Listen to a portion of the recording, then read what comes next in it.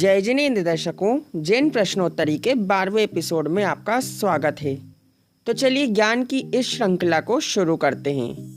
पहला प्रश्न है, सद्भूत और असद्भूत का क्या अर्थ होता है?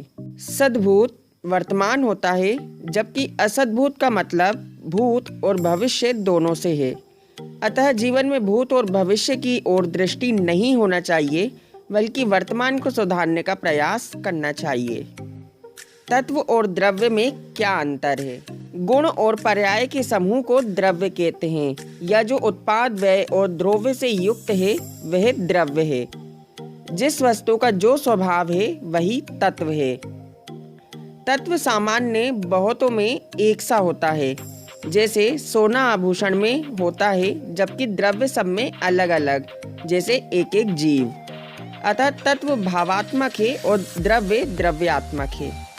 तीसरा प्रश्न है, मनः स्थिति और परिस्थिति में क्या अंतर है? मनः स्थिति निर्मल है तो परिस्थिति क्या करेगी?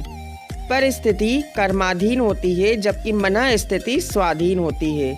इसलिए परिस्थिति बदलने के लिए समय लगता है, जबकि मनः स्थिति बदलने में क्षण भर भी नहीं लगते। मन का क्या स्वभाव है? नाना प्रकार के विकल्प जाल को मन कहते हैं, अथवा गुण दोष व विचार और स्मरण आदि करना यह मन का कार्य है। मन वाले संगी जीव कहलाते हैं, अथवा जो जीव मन के आलंबन से शिक्षा, क्रिया, उपदेश और आलाप को ग्रहण करता है उसे संगी जीव कहते हैं। अतः यह कहना सही है कि मन का स्वभाव है कि कान पकड़कर काम कराना, इसलिए मन संगी के ही होता है। पांचवा प्रश्न है, परिणमन कौन करता है और किसका होता है? एक द्रव्य दूसरे द्रव्य रूप परिणमन नहीं कर सकता, पर अशुद्ध जीव ज्ञेय रूप परिणमन करता है, जैसे दुश्मन को देख क्रोधी हो जाना। शुद्ध जीव ज्ञेय रूप होने पर परिणमन नहीं करते। धर्म क्या होता है? वस्तु का स्वभाव ही धर्म है, और इस स्वभाव को पाने के लिए जो शुभ क्रियाएं की जाती हैं वे ही धर्म कहलाती हैं। सातवां प्रश्न है, मोह और वात्सल्य में क्या अंतर है? नदी और नाव का संबंध वात्सल्य होता है। यदि नाव में छेद नहीं हो तो नदी नाव को मंजिल तक पहुंचाने में सहायक होती है। यदि छिद्र सहित है तो नाव को डुबाने का निमित्त बनती है। अतः जीवन में यदि मोह होगा तो अपने जीवन को सफल हम नहीं बना सकते। जीवन में वात्सल्य होगा तो हम अपने जीवन को सफल बना सकते हैं। आत्मज्ञ होने के लिए क्या जरूरी है?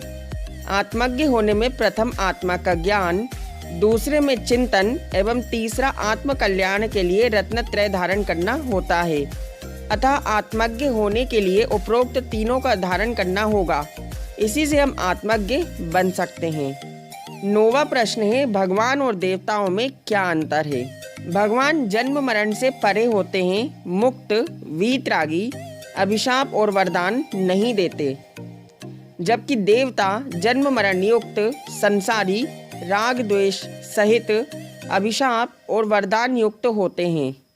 ये कथन भी सत्य है कि देवता सदा इंद्रियों के सुख में मग्न रहते हैं, इसलिए देवताओं का बाह्य वैभव होता है, लेकिन भगवान के पास आंतरिक वैभव होता है। क्या अरिहंतों में भी दोष हैं? नहीं, अरिहंतों में दोष हैं यह कहना सही नहीं है, बल्कि हमें इसे ऐसे समझना होगा कि मोह और योग के माध्यम से जीवों के परिणामों को होने वाले उतार चढ़ाव को गुण स्थान कहते हैं। यह सही है कि 13वें गुण स्थान में कर्म बांध नहीं रहे हैं, पर बंध रहे हैं, जैसे तेल लगे शरीर पर धूल जम रही है, जबकि 14वें गुण स्थान में बंध नहीं रहे हैं, लेकिन पहले के बंधे सत्ता में हैं। इसलिए 14वें गुण स्थान भी शील के 18,000 दोष रहित नहीं है, जबकि विशुद्ध तो सिद्ध भगवान ही हैं।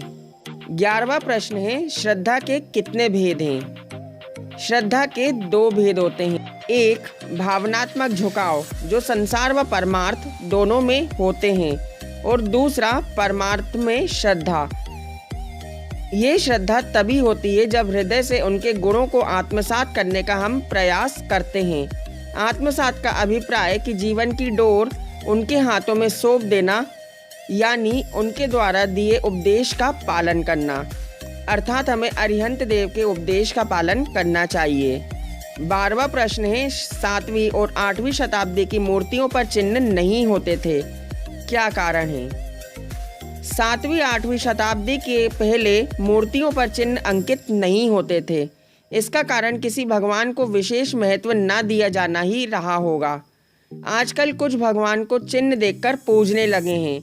इस धारणा के अनुसार यह उचित नहीं है। सभी भगवान एक समान हैं, अतः भेदभाव उचित नहीं है, लेकिन चिन्हों से भगवान की पहचान आवश्यक है। पुरानी कहावत है, चरित्र गया सब कुछ गया, पर आज के समय में चरित्र के स्थान पर धन को ही सब कुछ मान लिया गया है। ऐसा क्यों? धन जाने पर कुछ नहीं बिगड़ता है, बल्कि जीवन में चारित्र नहीं है तो जीवन व्यर्थ है। आजकल ज्यादातर लोग धन को महत्व देने लगे हैं, पर चारित्र की तरफ ध्यान कोई नहीं देता। धन नश्वर है, जिससे जीव का कल्याण नहीं हो सकता। जीवन के कल्याण के लिए चारित्र होना परम आवश्यक है, जिसके कारण वर्तमान भव अच्छा रहेगा और अगले भव में भी उद्धार का यह कारण बन सकता है। जीव तत्व सार्थक है तो अजीव को क्यों जाने? जिसमें चेतना है वह जीव है। चेतना रहित को अजीव कहते हैं। जिस वस्तु का जो भाव होता है वही तत्व होता है।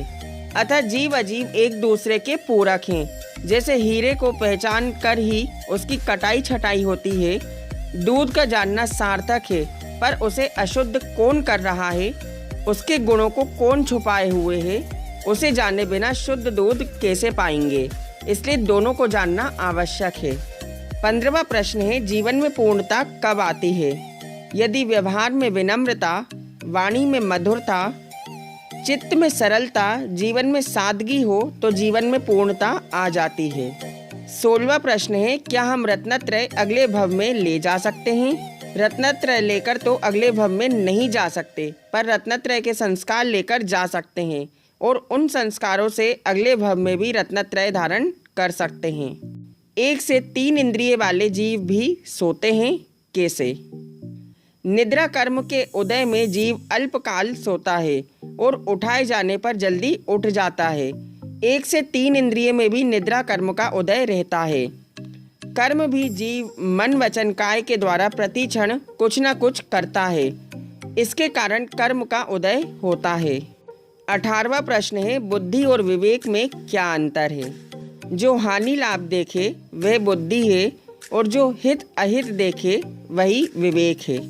क्या अंतर जातीय विवाह सही है? श्री आदिनाथ भगवान के समय धर्म एक ही था, लेकिन जातियों का उल्लेख नहीं था।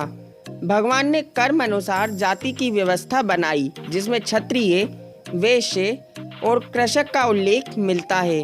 अतः चक्रवर्ती भी अंतर जातीय विवाह करते थे, लेकिन धर्म एक ही था। हालांकि सभी भगवान ज्यादातर क्षत्रिय हुए हैं। 20वां प्रश्न है, सम्यक दृष्टि पंचम काल में पैदा क्यों नहीं होते?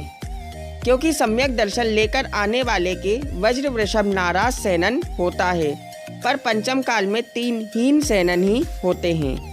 वेदनीय की जघन्य स्थिति 12 मुहूर्त तो 13वें गुण स्थान में एक समय कैसे? साधारण व्यक्ति की अपेक्षा ही कर्मों की स्थिति कही जाती है, जबकि 11वें से 13वें गुण स्थान में ईर्यापत आश्रव होता है, जिसकी स्थिति एक समय ही होती है। 22वां प्रश्न है, सूतक के समय हमें क्या करना चाहिए? लोक व्यवहार में जन्म मरण के निमित्त से हुई अशुद्धि के शोधन को सूतक कहते हैं। सूतक काल में देव पूजा, आहार दान आदि कार्य नहीं किया जाता है। अतः सूतक में प्रवचन यानी जिनकी वाणी सुन सकते हैं, लेकिन जिनवाणी को छू नहीं सकते, क्योंकि जिनवाणी आयतन है। त्रस जीवों की अवधि कितनी होती है? त्रस यानी 2 इंद्रिय से लेकर पंचेंद्रिय तक। त्रस पर्याय की अधिकतम अवधि 2000 सागर की होती है। अंतिम प्रश्न है, अन्य मतों की लोकप्रियता इतनी क्यों है? अन्य मत अंग्रेजी दवा जैसे होते हैं। दुनिया में अनेक मत हैं, लेकिन ये अंग्रेजी दवा के रूप में हैं, जबकि वीतराग धर्म आयुर्वेद दवा के समान है, जो देर से असर दिखाती है पर बीमारी जड़ से खत्म कर देती है, या ये कहें कि जन्म मरण समाप्त कर देती है। तो दर्शकों, आपको ये ज्ञानवर्धक प्रश्नोत्तरी कैसी लगी, आप हमें कमेंट करके ज़रूर बताएं। और अगर आपको ये वीडियो अच्छी लगी तो इस वीडियो को लाइक एंड शेयर करना ना भूलें। और अगर आप हमारे चैनल पर नए हैं तो जिनवाणी ज्ञान चैनल को सब्सक्राइब कर लीजिए, क्योंकि हम ऐसी ही नई वीडियो अपलोड करते रहते हैं। हम मिलेंगे नेक्स्ट वीडियो में, तब तक के लिए जय जिनेंद्र।